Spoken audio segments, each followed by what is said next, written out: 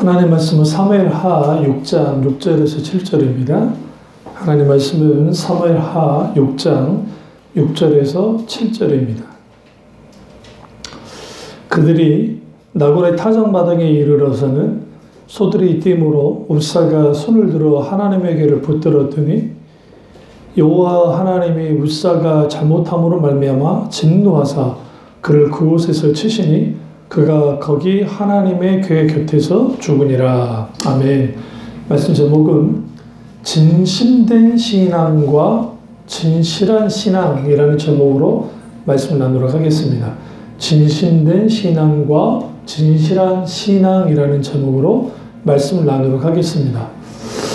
오늘 이 말씀을 좀 이해하려면 우리가 법궤가 이제 이스라엘 땅으로 돌아오는 그 과정을 좀 이해할 필요가 있습니다.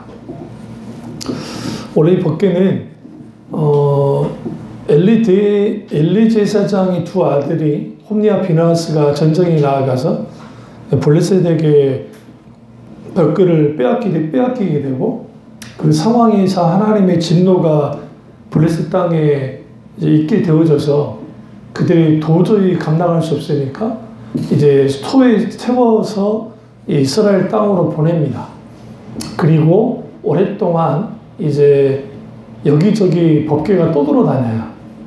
그래서 이제 그런 상황에 있는 와중에 이제 다윗이 왕이 되어져서 하나님의 법궤를 이제 다윗 성으로 가져오려고 하는 일련의 과정이 그 배경을 하고 있는 겁니다. 여기서 이제 문제는 이 다윗도 그렇고 또 그 시대의 모든 그 이스라엘 백성들이 이전에 블레셋 사람들이 소 달구지에 법궤를 두고 그렇게 옮기는 것을 똑같이 반복을 한 거예요. 근데 사실은 우리가 이걸 조금만 들여다보면 레위기라든지 그런 데를 보시면 거기에 뭐가 나와 있냐면 하나님의 법궤는 제사장들이 4명이서 어깨에 메고 오는 거예요. 그러니까 법궤가 있으면 이렇게 법궤를 들 수 있는 이렇게 우리 가마 생각하시면 돼요. 가마처럼. 들고 올 수 있는데 그렇게 하지 않고 다윗은 이스라엘 백성들이든 다들 뭐 하고 있었느냐? 이제 손에 태워서 온 겁니다. 이때 소들이 뛰었다. 6절에 보시면. 근데 다윗과 이스라엘 자손들은 굉장히 준비를 많이 하고 오셨어요. 어떤 준비를 많이 하고 오셨냐면 하나님의 법궤가 오니까 너무너무 좋은 거야. 찬양도 하고 즐거웠는데 갑자기 소가 뜁니다. 나곤의 타작마당에서 웃사가 손을 들어서 하나님에게 붙들었습니다. 이게 뭐가 문제냐고요. 겉보면 문제가 될 게 없어요. 왜냐하면 하나님의 법궤가 땅에 떨어지면 안 되잖아요. 잘못하면 부서지기도 하고 문제가 될 수 있는데 소가 떼었고 법궤가 부서질 것 같으니까 떨어져서 부서질 것 같으니까 웃사가 손을 탁 댄 거예요. 다시 말하면 막은 거예요. 법궤가 떨어지지 않도록. 근데 성경은 놀랍게도 하나님이 웃사가 잘못함으로 말미암아. 아니 사실은 잘못한 게 아닌데 왜 잘못한 게 아니에요? 땅에 떨어지면 안 되잖아요. 그러니까 웃사는 종교적인 열심과 법궤가 떨어지면 안 된다는 그 생각을 가지고 하는 행동이에요. 무슨 법궤를 더럽힐 생각도 없고 하나님을 모욕시킬 생각도 없고 진심으로 이건 떨어지면 안 돼. 붙들었는데 하나님이 죽여버린 겁니다. 이게 성경의 난센스예요. 왜 그러느냐? 이 모든 상황이 총체적 난국이에요. 어떤 의미에서 다윗도 진심이었고 이스라엘 백성도 진심이었고 그리고 웃사도 진심이었어요. 무엇에? 하나님의 법궤를 이 다윗 성으로 옮기는 것에 대한 진심을 갖고 있었단 말이에요.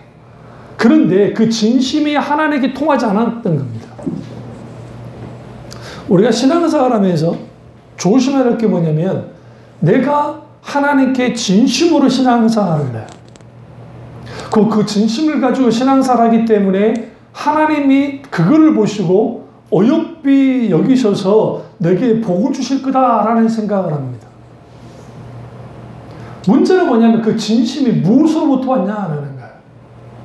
그게 잘못된 종교적인 가르침을 배경으로 하고 있든지 첫 번째. 두 번째는 그냥 말 그대로 어떤 전통에 의한 것이든, 아니면 세 번째는 자기의 종교심에 의한 것이든, 아니면 네 번째 자기들의 교리와 혹은 기타 등 그런 것에 의한 것이든 진심이에요. 우리가 전 세계에서 가장 큰 모스크가 어디에 있을까? 인도네시아에 있어요. 인도네시아에 어마어마한 모스크가 있는데 한꺼번에 약 한 7만 명 이상, 거의 6만 명 정도 들어갈 수 있는 모스크가 있습니다. 여러분, 그걸 지을 수 있다는 거 대단하지 않습니까? 그들이 알라라는 신에게 진심이지 않으면 그런 건물을 지을 수가 없어요. 응? 어마어마한 불교 불상들, 그 다음에 절들, 그 어마어마한 절들을, 심지어는 정말 가파란 그런 벼락 위에도 뭘 져요? 절을 짓기도 하고 스톤을 짓기도 한단 말이에요. 진심이니까. 이만희를 따르고 있는 신천지들 진심이에요. 굉장히 중요해요. 응? 다 진심이라고요. 그게 속고 있든 어쨌든 간에 공갈 협박에 눌려있든 어쨌든 간에 진심이에요. 진심이니까 그러는 거예요. 진심이니까 하나님의 교회 안상홍 증인회에 다니는 사람들이 강제로 이혼도 하고 전사사를 바치고 그런 일을 하는 거예요. 성경에서는 너희의 신앙이 진심이냐 아니면 진실하냐, 여기서 진실은 true, 다시 말하면 진리를 바탕으로 하는 신앙이냐, 여기에 따라 모든 게 달라져요. 엘리야가 갈멜산에 딱 섰을 때에 아세라와 바알 제사장들 850명이 그들의 신에게 기도를 합니다. 그리고 옷을 찢습니다. 불을 내려달라고. 그리고 자기들의 칼로 몸을 막 뱁니다. 진심이에요? 아니에요? 진심이라니까요. 진심이에요. 달리 말하면 아주 지극정성이에요. 신에게.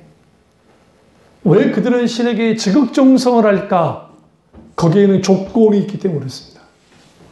그들이 생각하는 신은, 다시 말해 세상 종교에서 말하는 신은 내가 신에게, 내가 어떤 신적인 존재에게 내가 칭찬받을 만하고 뭔가 내가 예쁨을 보여야 나한테 복을 줄 거라 생각해요. 만약에 그렇지 않으면 내게 저주할 거야 라고 생각합니다. 그러니까 그것이 율법주의든 기복주의든 인본주의든 죽은 정통주의든 상관없이 하나님에 대한 이해가 바로 돼 있지 못하니까, 하나님 그분을 제대로 알지 못하니까 진심은 있는데 진실은 없어. 진리는 없는 거예요. 응? 제가 전도사 때 참 재밌는 걸 발견했는데, 전도지를 보면 우리가 성교도 목사님 교회인데 거기에 그 40일 금식 기도 3회 양력에 올라가 있어. 40일 금식 기도 3회. 그 다음에 연수대학교 그 연합신학 거기 그건 아무나 들어가는 데인데 그것도 막 양력에 요놓고 어디 분강사로서 어떻게 했다. 여러분 40일 금식 기도가 대단한 거죠. 그거 누가 할 수 있어요? 쉽지 않아요. 저는 해본 적이 없으니까 저도. 근데 그게 계급장이 되는 거예요. 그래 왜 그렇게 했느냐? 내가 하나님께 그렇게 함으로 그 진심을 보임을 통해서 능력받고, 되게 중요해요.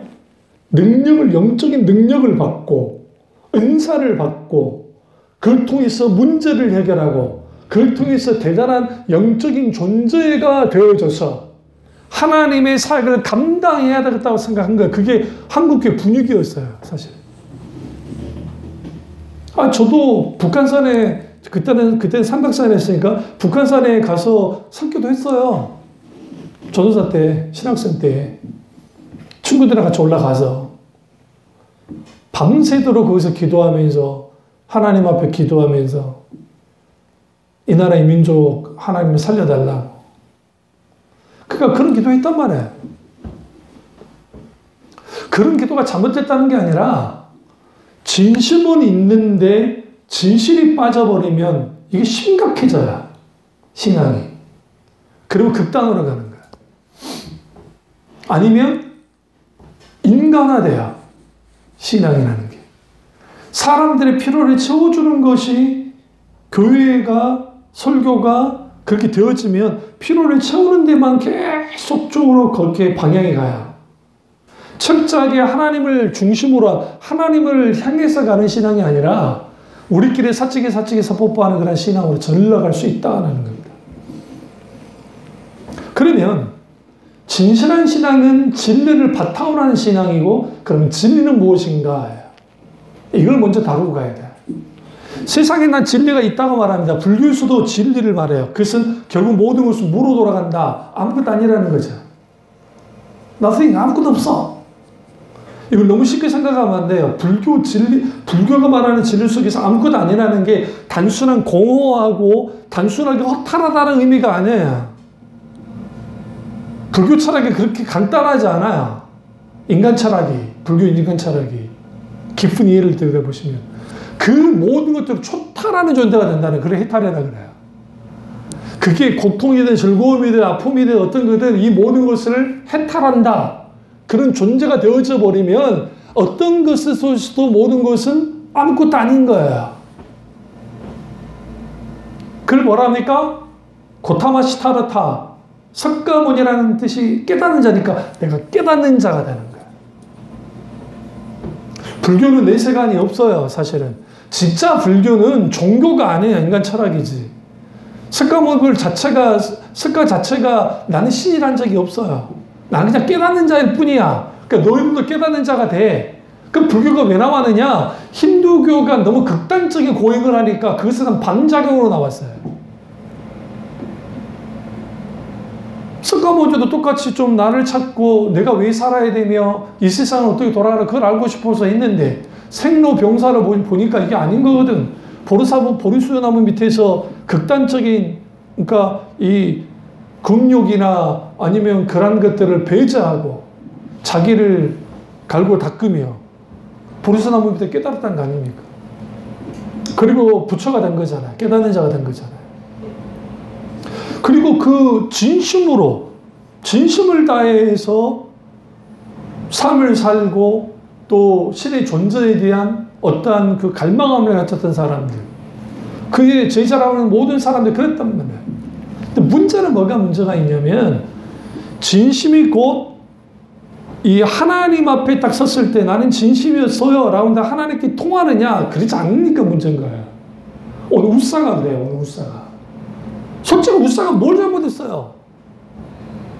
법계가 술에서 넘어지려는 거 그거 붙은 거 하나뿐인데 그게 뭐가 죽을 죄. 근데 하나님이 죽여버렸단 말이에요. 이때 하나님의 진노가 너무 커서 다윗이, 오늘 구절을 보세요. 다윗이 그날에 여호와를 두려워하여 이르되 여호와의 궤가 어찌 내게로 오리요 하면서 내가 이제는 하나님의 궤를 내게 내 다윗성으로 가져갈 수 없겠다라고 그가 그게 단언해요. 그래서 오벳에돔 집으로 가져갑니다. 그리고 거기에다가 약 한 3년 정도 놔둬요. 문제는 오벳에돔 집에 무슨 일이 벌어지느냐? 하나님의 궤가 머무르는데 거기에 하나님의 놀라운 축복이 임한 거예요. 그러니까 다윗이 이걸 보니까 아이씨, 법궤를 가져와야 되겠는데?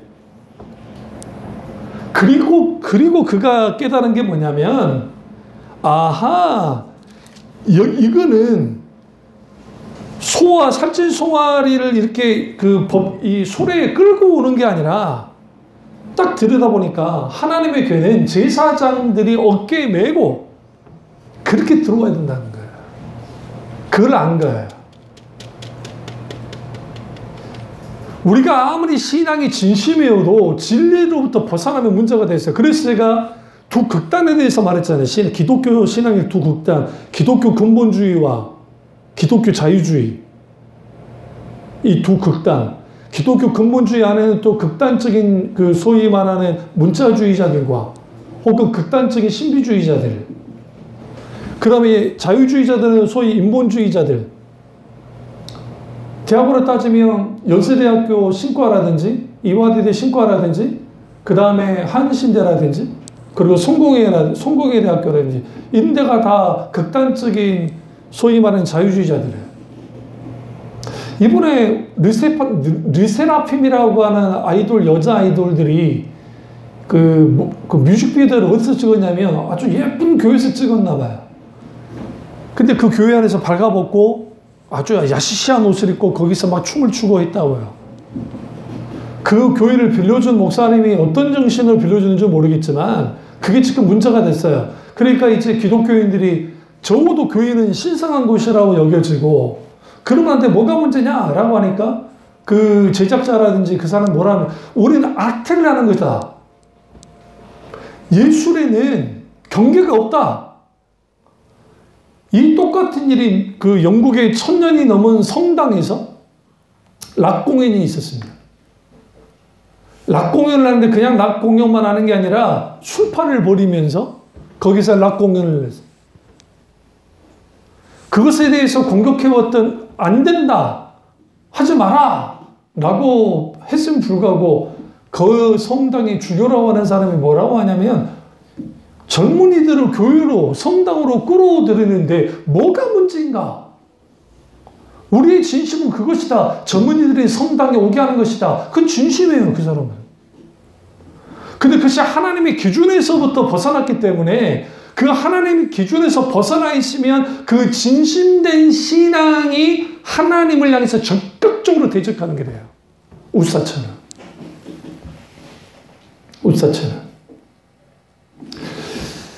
오늘날 한국교회 내에 있는 그 소위 신앙 매뉴얼, 진심된 신앙 매뉴얼들이 있어요. 그리고 그 진심된 신앙 매뉴얼을 잘 하면 하나님이 복 주시고 하나님이 우리에게 정말 진정한 정말 잘 살게 하실 뿐만 아니라 복의 복을 누리게 하신다라고 하는 그러한 매뉴얼들이 있습니다. 그건 진심입니다. 대표적인 게 새벽기도 환타지, 철학 환타지였어요. 새벽기도를 하면 그리고 그 새벽 제단을 쌓아서 하나님 앞에 첫 시간을 드리고 귀하죠. 뭐가 나쁜 거야? 문제는 그것이 뭐가 되어졌냐면 그러한 좀 잠을 깨워 새벽을 깨워 나와 하나님께 나와서 기도하는 건 좋은데 어떤 특별한 새벽 기도와 특정 철학 기도와 특정 밤 12시에 하는 그런 기도들이 그때 기도를 하면 하나님이 더 크게 역사한다고 하는 일종의 환타지가 심어졌어요. 아주 유명한 교회들, 큰 교회들 속에서. 그것이 한국 교회마다 들어가다 보니까 소위 특세, 특별히 새벽기도, 특철학, 특별히 철학, 또 저녁 12시 하는 기도, 그런 기도를 통해서 할 수 있다. 그거 진심이죠.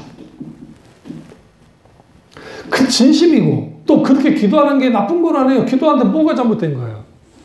문제는 뭐냐면 그 기도를 통해서 하나님께로부터 뭔가 끌어내려고 하는 어떤 기적이면 기적, 문제 해결, 그것을 할 수 있다고 하는 도깨비의 방망이식의 기도를 안 나는 거야. 호사 시대에 북이스라엘 백성들이 하나님을 향해서 번제와 모든 열심을 다해서 제사를 드렸습니다. 그들의 종교심은 진심이었어요. 사실은. 진심이었는데 우리가 성경 가보죠. 호세아 8장 가보세요. 호세아 8장.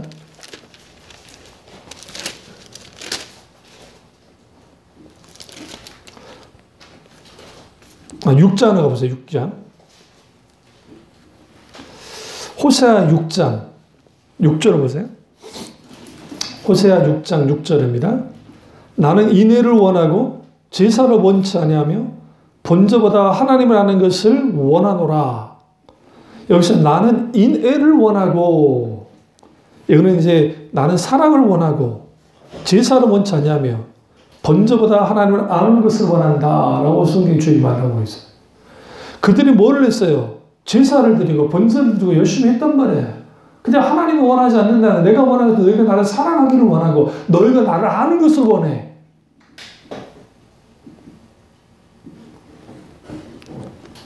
하나님과의 관계가 우선되지 않는 상태에서 하는 모든 종교적인 열심과 모든 것들은 다 사실상 문제가 될 수 있어요. 제가 요즘 젊은 그 찬양 사역자들의 찬양을 동영상을 통해서 딱 들여다보면 정말 세련됐고요. 그리고 악기도 정말 잘 다뤄요. 저희 때보다. 그리고 찬양할 때 진심으로 해요. 근데 하나 느낀 게 있어요. 뭘 느꼈냐면, 근데 어노인팅이 없어요. 왜 그들의 기름 부음이 없을까? 기름 부음이 없어요. 왜 그런 줄 아세요? 이 친구들이 얼마나 훈련이 잘 되어 있냐면, 이렇게 해서 이렇게 부리면 사람들의 감정을 끌어오르게 해서 이렇게 할 수 있다는 걸 다 알아요. 이 친구들이.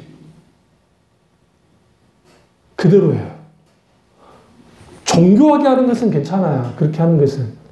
그걸로 끝나니까 문제야. 성령께서 같이 주도하셔야 돼요.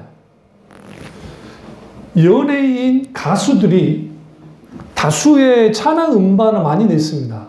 가스펠 음반을 많이 냈고. 응? 그래서 그걸 딱 들어보면 재밌는 걸 발견해요.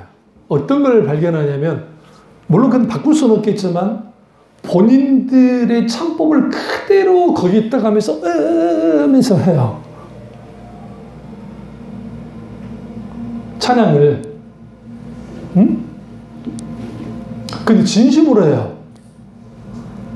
기본적으로 프로페셔널 가수들이기 때문에 진심으로 한단 말이에요. 진심으로는 하는데 거기에 뭐가 없냐면 하나님의 임재와 성령의 기름 부음이 없어요. 이상할 정도로.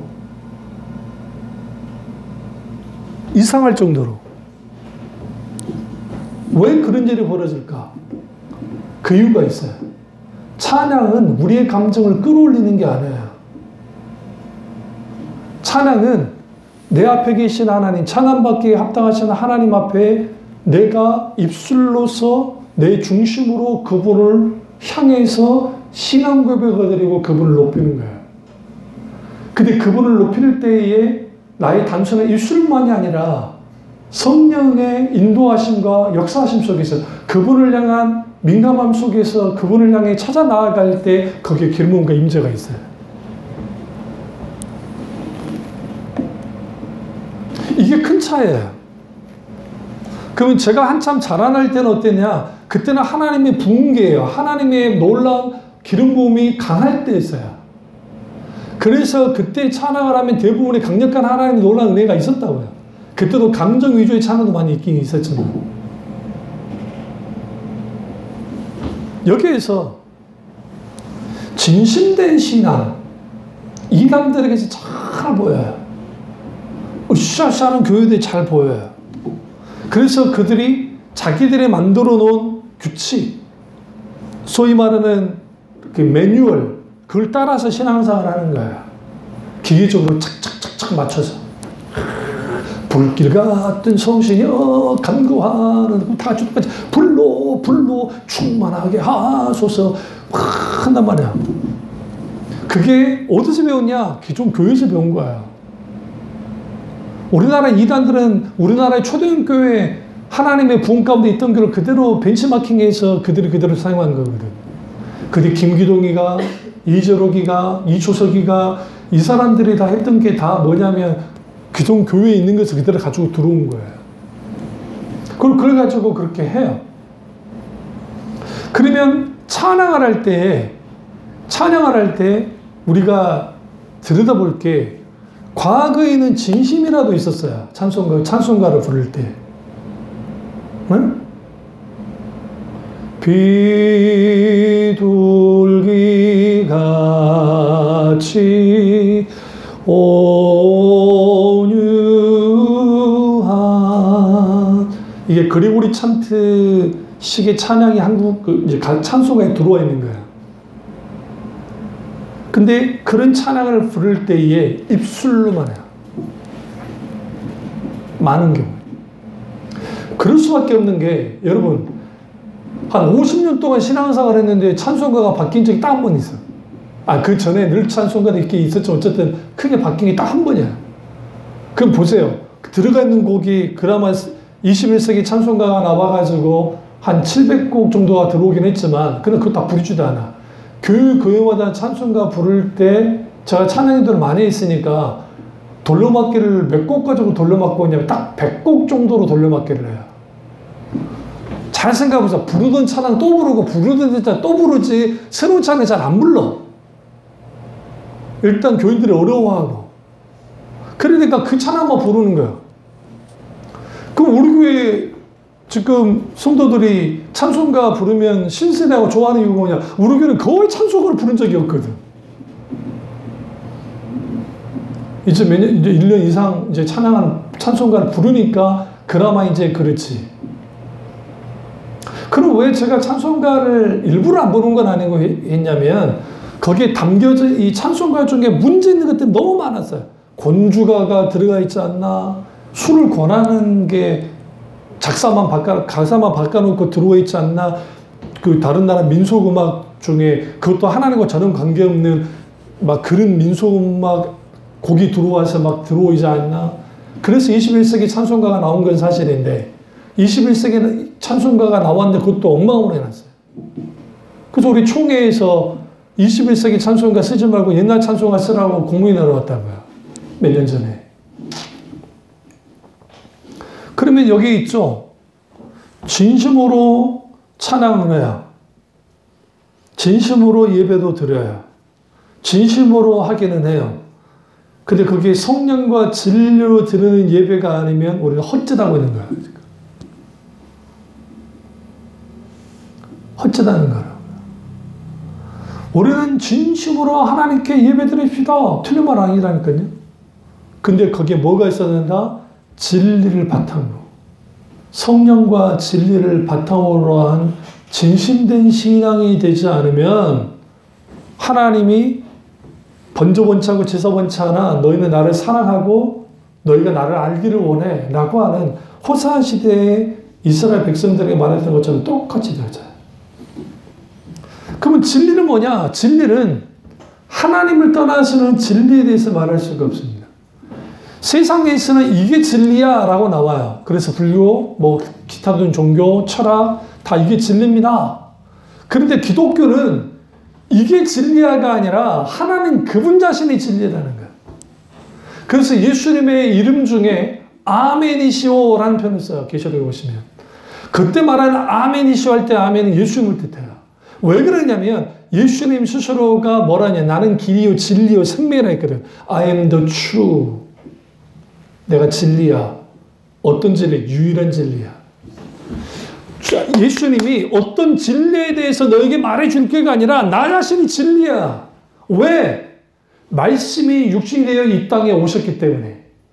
인카네이션, 성육신 사건. 예수님 그분이 육신의 몸을 입고 이 땅에 하나님이 인간에서 오셨기 때문에 예수님 그분 자신이 말씀이시고 요한모 1장에서 말한 것처럼. 그리고 그 말씀은 진리인데 예수님 그분 자신이 진리일 수밖에 없어요. 그렇다고 한다면 진실된 신앙이라는 것은 진리를 바탕으로 한 신앙인데 진리신 하나님을 성경에서 말하는 하나님을 내가 경험하여 깨달아 알아야 돼요. 성령의 조명 속에서. 알아야 하나님께 온전하게 보여요. 그분에 대한 진실된 신앙을 가지고 나가는 거예요. 로마서 10장 2절과 3절 한번 찾아보시죠. 로마서 10장 2절과 3절. 신약성경에 같이 다 찾습니다. 10장, 로마서 10장 2절과 3절 보겠습니다.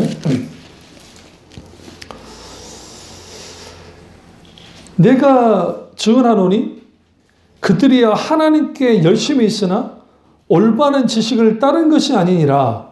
하나님의 의를 모르고 자기 의를 세우려고 힘써 하나님의 의에 복종하지 아니하였느니라.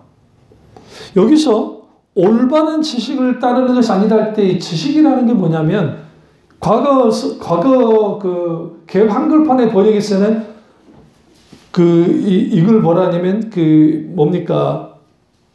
지식을 쫓은 게 아니라 했는데 개혁 개정판에는 올바른 지식이라 해놨어요. 근데 이 지식은 지식은 단순한 우리가 생각하는 정보적인 지식을 말하는 것이 아니라 진리를 바탕으로 한 지식이에요. 그리고 이 지식은 지혜도 포함해요. 지혜, 호크마. 지혜를 포함한 지식, 혹은 진리를 품고 있는 지식, 올바른 지식을 따르는 게 아니다. 뭐가? 열심은 있지만, 하나님께 열심은 있지만, 하나님께 진심은 있지만, 하나님께 대한 열심은 있지만, 진리를 따르는 게 아닐 때에 무슨 일이 벌어지느냐? 하나님이 그것에 대하여 뭐다? 복종하지 않는 것으로, 순종하지 않는 것으로 불신앙으로 받아들인다는 거예요. 그게 오늘 웃사 사건이에요. 웃사는 그것이 넘어질 때 그것을 가만둬야 됐어요. 왜 그랬을까요? 왜? 법궤를 넘어지게 하는 게 누구신데? 하나님이 넘어뜨렸어요. 굉장히 중요해요. 이 사건이 우연히 일어난 사건이 아니었어요. 왜 그러냐면 하나님의 법궤가 수레에 실린 채 다윗 속으로 들어온 순간 하나님 그분이 무슨 일을 당해요? 세상 블레셋 신을 성결과 똑같은 취급을 받는단 말이에요. 세상 신과 똑같은 취급을 받는 것에 대하여 하나님은 견뎌할 수가 없어요. 그리고 하나님은 거룩하신 하나님이기 때문에 어떻게 세상 방식으로, 어떻게 블레셋 제사장들의 방식으로 하나님의 법궤가 들어올 수 있냐는 거죠. 그래서 소가 놀란 거예요. 누가 엎었어요? 하나님이 그걸 엎었다고요, 지금 그 부분을. 근데 그 누가 막았어요? 웃사가 막아버린 거예요.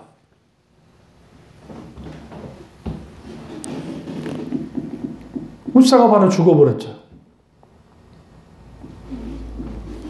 우리는 여기에서 우리가 진실된 신앙, 진리를 바탕으로 한 신앙이 없으면 우리는 어떻게 하나님을 믿느냐? 이 울산대학교 김종우 교수님이 예전에 말씀드렸잖아요. 불교 대단한 분이었는데 기독교를 멸절해야 된다고 하셨던 분이 주님 만나서 인격체 예수를 만나가 달라진 다음에 기독교를 딱 들여다보니까 어머나 어쩔 수가. 불교네. 용어만 다르고. 어쩌을까? 전라도 말로. 어쩌을까? 유교네. 신앙생활을 할 때에 마음을 들여다보니까 기독교도 마음을 들여다보니까 불교적이 되는 거예요. 형식을 들여다보니까 유교적이라는 거예요. 이건 김종우 교수만 말한 게 저는 이거 수차게 내가 예전 제가 더 십몇 년 전에 인설교를 했었고 실제로 신앙생활은 그렇게 해요. 근데 그게 진심이에요. 진심이다. 그러면 거기에 뭘 갖고 있냐면 내가 구원을 받을 때 중요해요. 내가 구원을 받을 때 내게서 구원받을 만한 조건을 찾아야 많은 사람들이 기독교인들이 이게 빵점인 거거든. 어떻게 우리 속에서 구원받을 조건을 찾아야 우리는 조건이 없는데 우리는 의롭지도 않고 거룩하지도 않고 다 뭐였어요? 거짓되어지고 주 아래 죽을 죄인인데 그래서 하나님의 은혜가 없으면 구원받을 수 없다는 사실을 우리 설교로도 들었고 알기는 아는데 구원의 조건을 자기한테 찾아. 그러니까 중생의 역사 경험이 있고 반드시 있어야 되지만 그걸 일단 놔두고 어쩔 때는 내가 구원받은 것 같고 어쩔 때는 구원 안 받은 것 같아. 무엇에 따라서? 내가 그 상태에 따라서 내가 정말 요즘 신앙생활 너무너무 잘해. 그러니까 이 정도면 내가 천국 가야 돼. 근데 내가 요즘 신앙생활을 못해. 이 정도면 내가 지옥 갈 것 같아. 왜 이런 마음이 왔다 갔다 하냐고요. 응? 구원의 조건을 자신한테 찾으니까. 구원의 조건은 우리에게 찾는 게 아니에요. 구원의 조건은 은혜에서 찾는 거야. 오직 은혜. 나를 위해서 십자가 죽으신 예수 그리스도 그분에 의해서 그분으로 말미암아 내가 구원을 받아요. 그렇다고 해서 그러면 아무거나 살아라는 게 아니라 그게 구원파가 말하는 것이고 오늘 그 설교가 그 설교가 아니니까 오늘 이 설교하면 또 길어지니까 놔두고 중요한 건 뭐냐면 이 생각을 깨셔야 돼요. 내가 하나님께 대해 진심되니까 진심을 갖고 있으니까 하나님이 그것을 받아주실 거야 라고 생각하면 안 돼요. 그게 바리새인이 그랬어요. 예레미야가 이스라엘 시대 이스라엘 백성들이 그랬어요. 사사시대의 수많은 이스라엘 백성들을 그랬어요. 열왕기 시대에도 마찬가지예요. 심지어는 어디에 사도 신약시대에도 그런 일들이 비일비재했어요. 그래서 예수님께서 정확하게 말씀하시는 거예요. 그들의 신앙에 너희가 지금 내가 너희에게 새 계명을 주겠다 하면서 먼저 첫 계명은 하나님을 마음과 뜻과 힘을 다해 혹은 정성을 다해 주 너희 하나님을 사랑하라. 이는 첫 번째 되는 계명이고 두 번째 내 이웃은 내 몸과 같이 사랑하라. 주님 말씀하세요. 이 두 가지가 우리의 신앙의 바탕이에요. 기본이에요. 이게 무너진 상태에서 사실상 뭐는 불가능해요. 하나님과의 관계를 갖는 것은 불가능해요. 사람과 갖는 관계를 갖는 것도 불가능해요.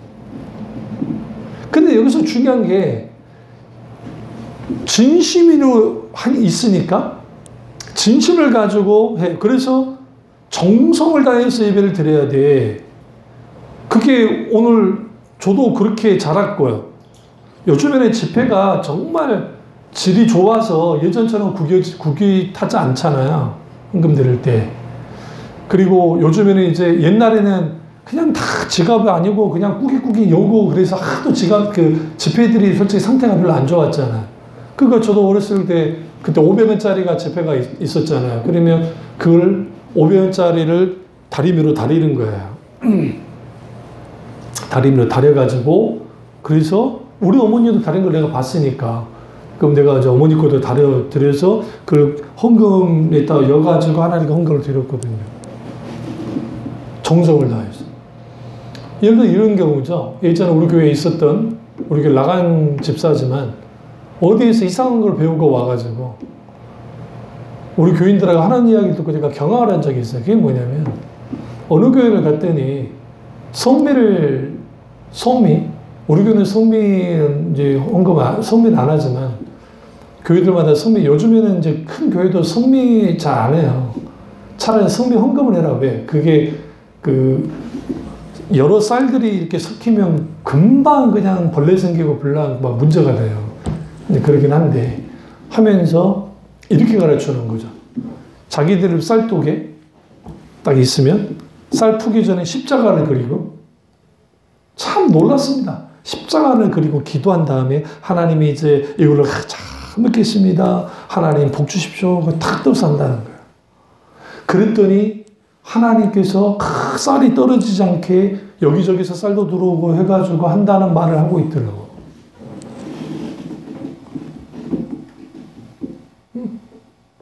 결국은 어떤 그쪽에 있는 목사 그쪽에 영향을 받아서 이제 인사도 없이 둘이 가버렸지만 그게 신앙입니까? 나 그분들을 치려고 말하는 게 아니에요. 근데 그런 식의 것들이 그분들에게 있어요. 내 밑에서 어쨌든 말씀을 그렇게 받았음을 불구하고. 왜? 종교적으로 내가 이렇게 정성을 부렸으니까 하나님은 그것에 대해서 경멸해요. 의식과 형식, 이 부분을 깨부신 분이 예수님이에요. 그렇다고 의식과 형식을 무시하면 안 돼요. 닿는 그릇이니까. 중요한 것은 거기에 하나님이 원하는 게 뭐냐는 거죠, 도대체. 십자가를 그리지 않고 하나님 이루어간 양식이 아주 감사합니다. 그건 정말 박수치고 해줘야 될 일이에요. 근데 그게 뭐냐면 그렇게 하면 복박을 받고 쌀이 떨어지지 않는다는 것을 그 교회 목사가 가르쳤고 그 교회 분위기가 그렇다는 거예요. 그러면 그런 분위기면 그 교회는 어떠냐면 그게 언제 있었던 일이냐면 제가 어렸을 때 제가 중학교 때 우리 교회에서 있었던 일이에요. 그리고 나는 그걸 경멸했어요. 그때도. 내가 인격 되신 하나님을 만났는데 그런 식의 신앙이 어딨냐는 거 도대체. 그 기복주의에서 나온 건데. 기복주의. 그럼 왜 이런 일들이 그러면 그게 오늘날에 한국교회에 이런 게 없냐? 많아요. 제가 지금 여기를 일일이 말을 못했을 뿐이지. 그 대표적인 거죠. 줄 성수 안 하면 저주받아 죽어. 왜 맞아, 하나님께? 이걸 좀 다른 관점에서 보여주는 거예요. 오늘날의 교인들은 그게 통하지도 않아. 과거의 교인들은 통했어요. 그래서 주일 성수는 목숨 걸고 해야 돼. 주일을 빼먹으면 저주받아. 교통사고 날 수 있어. 뭐 할 수 있어. 그게 율법주의로 눌러놓은 거예요. 일종의. 그러니까 주일 성수라고 하는 정성을 보여야 돼.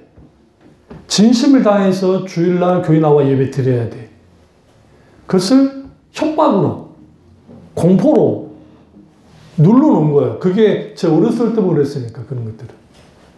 근데 우리나라가 여가혁명이 나면서 이게 안 통하게 됐어요. 젊은 친구들이 주일날은 놀러 가고 싶어.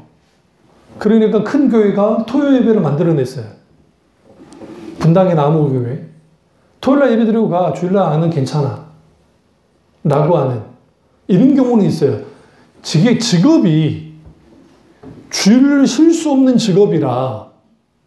그래서 토요일날 어떻게 시간에서 나오게 해서 예배 드리가는 거. 그것에 대해서 뭘 하겠어요. 일단은. 그런데 여기서 조건이 있어요. 근데 그 직업은 계속 끌고 나가면 안 돼요. 그 직업은. 일시적으로는 그럴 수 있다는 거예요. 그럼 왜 그 교회 목사님이 그렇게 되냐? 그분이 그래도 좀 괜찮은 설교를 하는 분인데 이분이 컨텍스트, 상황에 교회를 맞춘 거예요.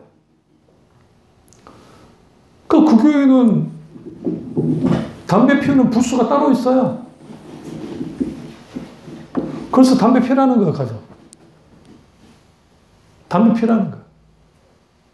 응? 어떤 목사님이 그 교회 집사가 있었는데 늘 술 먹고 다녀.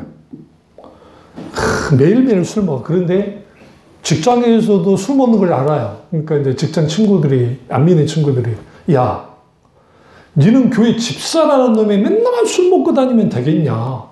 하니까 이 집사가 피식 웃더래. 그 뭐라고 대답을 하냐면, 야, 내가 술 먹는 죄까지 지었는데 하나님을 안 믿는 죄는 지으면 됐겠냐? 그래서 난 교회 간다. 대단하지 않으세요? 그 목사님 빵 터져버렸대. 니 믿음이 대단하다. 니 믿음이 대단하다. 야, 어떻게 저렇게 뻔뻔할 수 있을까? 근데 그래도 나오니까 다행이지. 아니, 술 먹고 안 나오면 더 문제지. 안 그래요? 제가 무슨 말씀 드리려고 하냐면, 그건 진실된 신앙이에요. 진리의 신앙은 아닌데, 오늘날 그런 식으로 많은 사람들의 신앙생활이야. 날전심은 그런 게 아니니까 하나님 아시지요? 이 정도 퉁칩시다. 그러면 하나님 이렇게 말해. 야, 근데 너 마음은 알겠는데 나는 너희에게 진리로 나와라 했지 진심으로 나오란 적이 없어. 이 패션, 파토스, 라틴어로 파토스가 하나님의 열정할 때 하나님의 파토스. 하나님의 파토스 우리가 생각하듯이 막 불로불로 열정 그거 아니에요. 파토스, 패션이라는 영어 단어가 있잖아요. 패션. 이게 어원을 쭉 올라가 보면 컴패션, 긍휼과 관계가 있어요. 하나님의 열정은 하나님의 죽음, 하나님의 고난, 하나님의 고통을 배경으로 해요. 그래서 진실된 신앙과 진실된 신앙에서 우리는 진실된 신앙으로 서야 되는데 여기서 중요한 게 뭐냐면 나의 진심보다는 하나님의 진실, 하나님의 진리, 하나님이 원하는 것이 더 중요하다는 거야. 이런 표현 성경에 이렇게 말합니다. 하나님의 본심. 우리는 하나님의 본심을 쫓는 신앙이 돼야지 내 진심의 신앙이 되면 안 된다는 거야. 다음 주 제가 이 말씀을 이어서 할 텐데요. 오늘은 소론이고 구체적으로 진실된 신앙이란 무엇인가를 나누도록 하겠습니다. 기도하겠습니다. 기도하실 때 오늘 이 말씀이 나의 말씀이자 우리 말씀 되게 해달라고 한번 기도하겠습니다. 사실 역사하신 하나님 우리와